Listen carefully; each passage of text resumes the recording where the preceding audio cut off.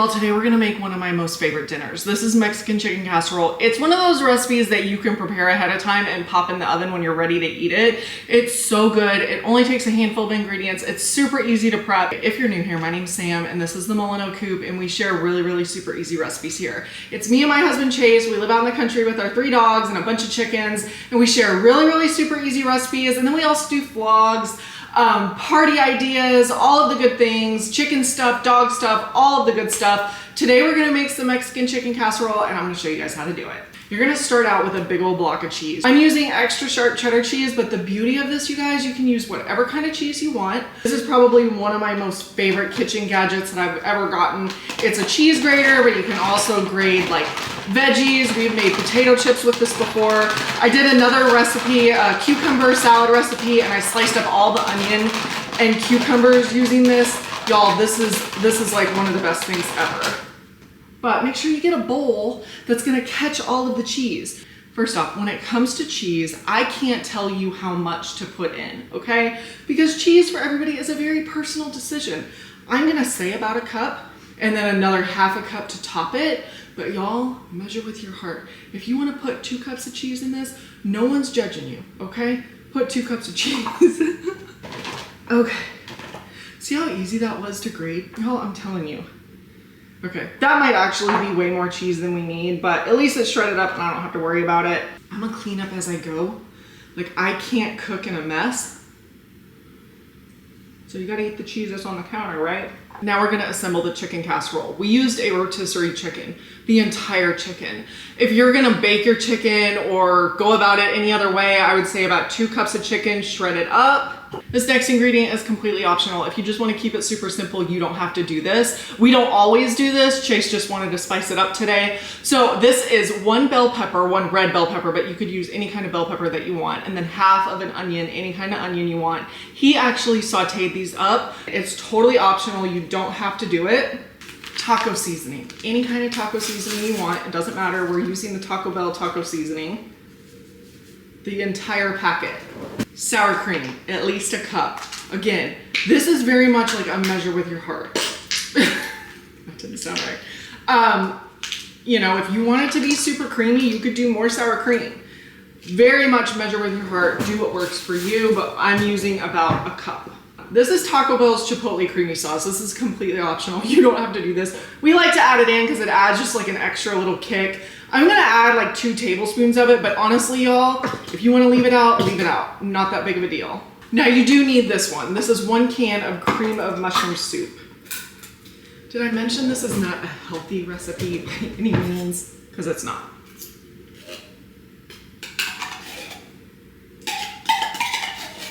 One of the main reasons I really like this recipe is you can make this ahead of time, throw it in your fridge, and then pop it in the oven like when you get home from work. Like, I'm making this now, it's 2:30, but I'm not gonna pop it in my oven for another couple hours for us to eat dinner. This is 1 can of Rotel. I just got the original, but if you wanna kick it up, use the hot, use the mild, whatever you like, make sure you drain it.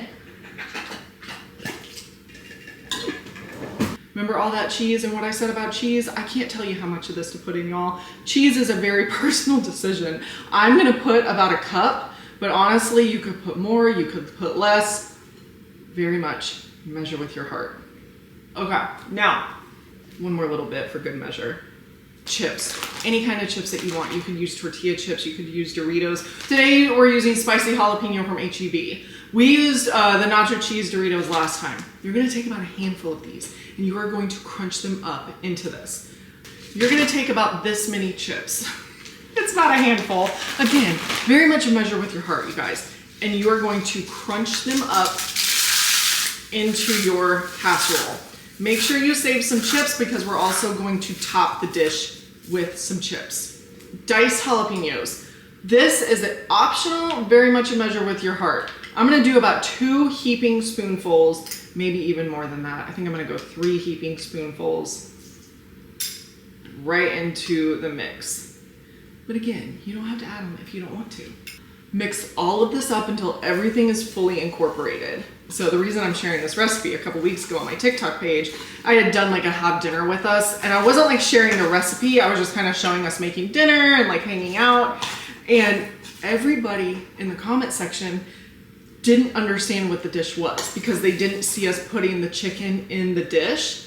So they thought we were eating a bunch of condiments. I was like, no, it has chicken in it. It was so funny. Then we got a bunch of requests for this recipe and I was like, okay, we're gonna share it. Get yourself a pan. I normally use a 9x13, but that's being taken up by another recipe. I'm gonna pour this directly into this pan. Honestly, any pan that you have will work. Spread it out so it's evenly distributed throughout the pan. Take a look at the spoon. With the chips in there, it's so good. Remember our rule about cheese, okay? Cover your casserole with cheese. Remember the chips? Crush a handful of them on top. I'm gonna cover this for now and put it in my fridge until we're ready to eat. It's about dinner time, or it's dinner time for me because I'm hungry. Does anybody else keep their extra trays in their oven? I am preheating the oven to 375. We're gonna cook this for about 30 to 45 minutes, basically until all the cheese is melted and everything's hot in the middle. So I'm gonna pop this in the oven and then we're gonna eat dinner.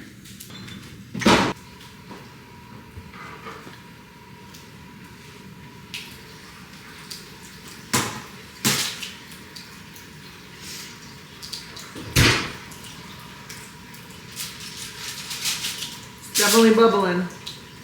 I burnt the top. This is my bad. This is a really deep dish and it wasn't cooking like all the way through. It was just like kind of cooking the top. So if you have a really deep dish, cover it. No pros. We are not pros. Okay, y'all, we're gonna go eat. If you have not joined us over here yet, we would love to have you. Make sure to hit that subscribe button. We'll talk to y'all later. Bye.